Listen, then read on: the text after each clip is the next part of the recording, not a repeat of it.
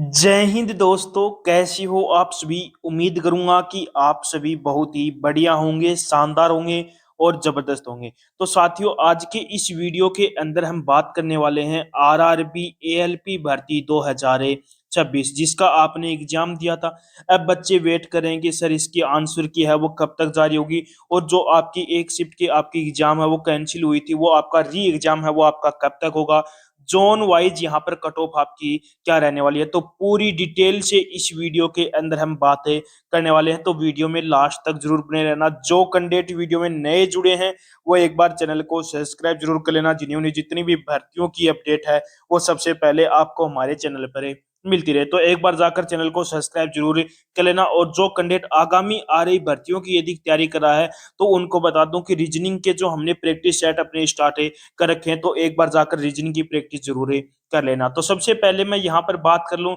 कि आपकी जो टोटल वैकेंसी है वो कितनी है। तो टोटल जो वैकेंसी है वो आपकी 9,970 यहाँ पर टोटल वैकेंसी है। यानी कि इस बार आपकी वैकेंसी काफी कम है, क्योंकि पिछली भर्ती के अंदर आपकी जो वैकेंसी थी वो 18,799 यहाँ पर टोटल वैकेंसी थी। यानी कि अब की बार 50% कम वैकेंसी है, यानी कि जो आपकी कट ऑफ है वो थोड़ी बहुत यहाँ पर कम ही देखने को मिलने वाली है। आपका जो सीबीटी 1 जो एग्जाम हुआ था वो कब हुआ था, 13, 16, 17, 18 और 18 फरवरी तक आपका एग्जाम है कंडक्ट हुआ था। अब बात करते हैं कि जो आपका शिफ्टों का एग्जाम कैंसिल हुआ था वो आपका री एग्जाम है वो कब तक होगा। तो वो री एग्जाम है वो आपका लगभग 27 फरवरी तक आपका री एग्जाम है वो कंडक्ट करवाया जाएगा। अब यदि आपका री एग्जाम 27 फरवरी तक यदि री एग्जाम कंडक्ट हो जाता है तो उसके बाद में जो आपकी आंसर की है वो आपकी कब तक जारी होगी। तो जो आपकी आंसर की है वो मार्च के फर्स्ट वीक तक आपकी आंसर की है वो जारी होने के यहाँ पर पूरे पूरे चांस है।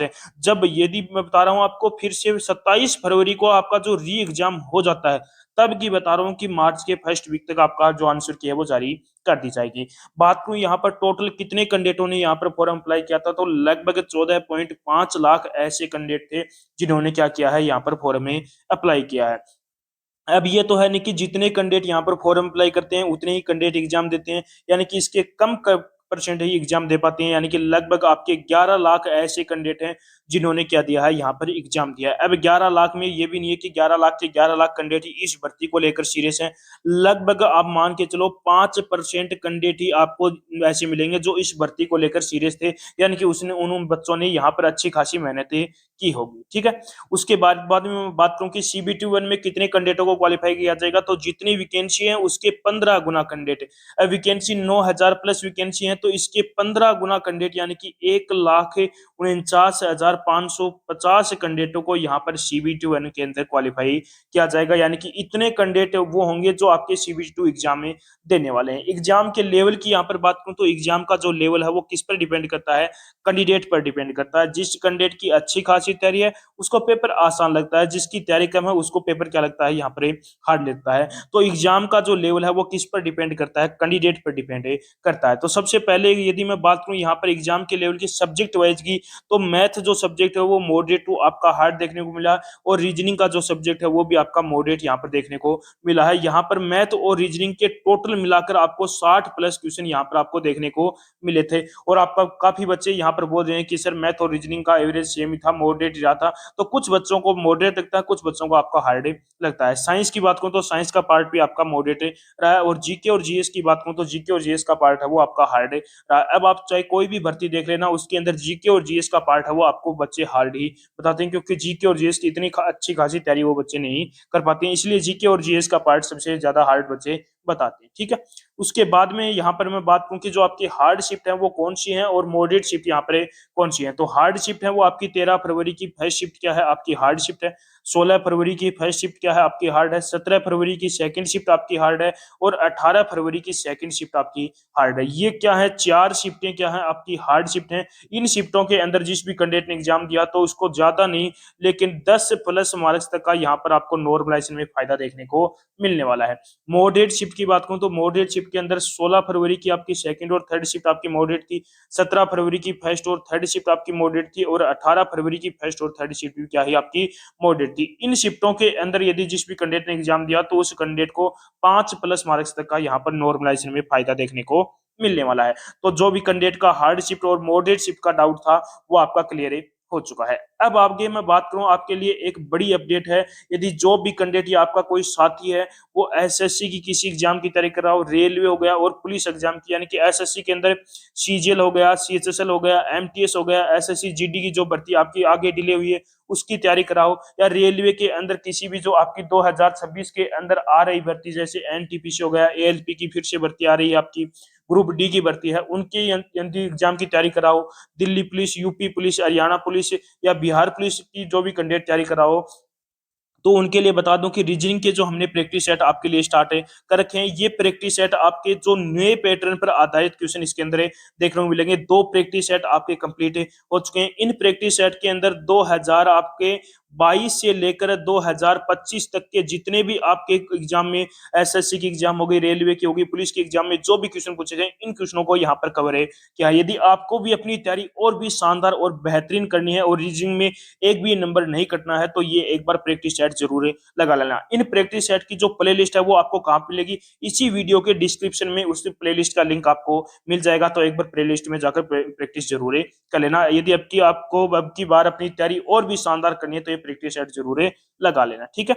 उसके बाद में मैं यहाँ पर बात करूं कि आपके जो रेड जोन कौन कौन से हैं, तो रेड जोन के अंदर सबसे पहला जोन आता है आपका चंडीगढ़ जोन।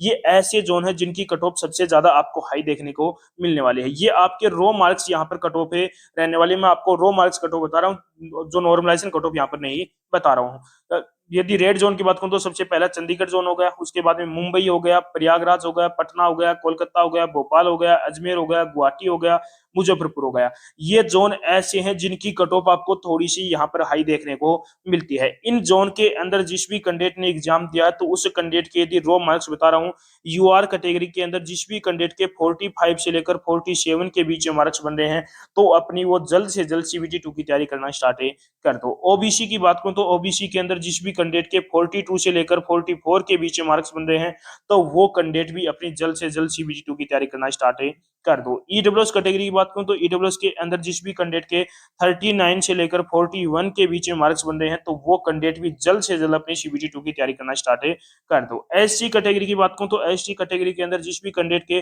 36 से लेकर 38 के बीच में मार्क्स हैं, तो वो कैंडिडेट भी क्या है यहाँ पर शेप है, वो भी अपनी जल्द से जल्द सीबीटी 2 की तैयारी करना स्टार्ट कर दो। एसटी कैटेगरी की बात करूं तो एसटी कैटेगरी के अंदर जिस भी कैंडिडेट के 30 प्लस मार्क्स हैं, तो वो कैंडिडेट भी क्या है यहाँ पर शेप रहने वाला है, वो भी अपनी जल्द से जल्द सीबीटी 2 की तैयारी करना स्टार्ट कर दो। और जो कैंडिडेट सीबीटी 2 की तैयारी करना स्टार्ट कर रहे हैं, तो उनको बता दिया मैंने, रीजनिंग के जो प्रैक्टिस सेट स्टार्ट कर रखे हैं उन प्रैक्टिस की सेट की एक बार प्रैक्टिस जरूर कर लेना, ठीक है। ये हो गए अपने रेड जोन। उसके बाद में मैं बात करूं यहाँ पर ग्रीन जोन कौन कौन से हैं, तो ग्रीन जोन के अंदर आपका हो गया जम्मू कश्मीर हो गया, चेन्नई हो गया, आपका रांची हो गया, नालंदा हो गया, बिलासपुर हो गया, अहमदाबाद हो गया, भुवनेश्वर हो गया, तिरुवनंतपुरम हो गया, सिकंदराबाद हो गया, बेंगलुरु हो गया और सिलीगुड़ी हो गया।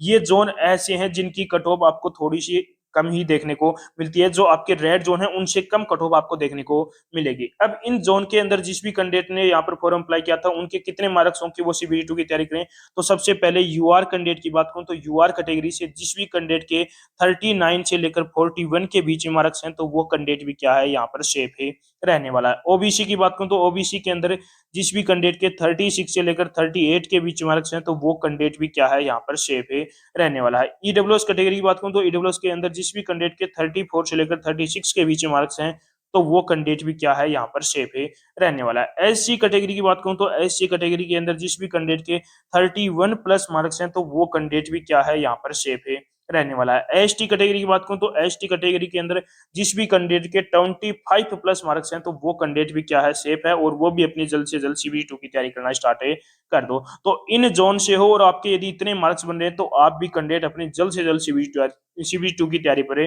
जुट जाओ, ठीक है। तो मैंने आपको यहाँ पर पूरी डिटेल यहाँ पर बता दी है। यदि अभी भी कोई भी बच्चे का कोई भी कमेंट डाउट हो तो वो एक बार कमेंट बॉक्स में कमेंट जरूर करना, और एक बार कमेंट बॉक्स में कमेंट करके जरूर बताना कि आपने कौन सी जो अपनी शिफ्ट थी उसके अंदर आपने एग्जाम दिया है और आपके कितने मार्क्स बन रहे हैं, किस जोन से हो ये जोन भी आपको बताना है, जोन में और कितने मार्क्स हैं वो आप एक बार जरूर कमेंट बॉक्स में कमेंट करना। तो एक बार फिर मिलते हैं एक और शानदार से वीडियो के साथ। तो उम्मीद करूंगा कि आपको हमारा ये वीडियो पसंद आया होगा, तो एक बार लाइक शेयर सब्सक्राइब जरूर करना और एक बार कमेंट करके जरूर बताना कि आपको हमारा ये वीडियो कैसा लगा।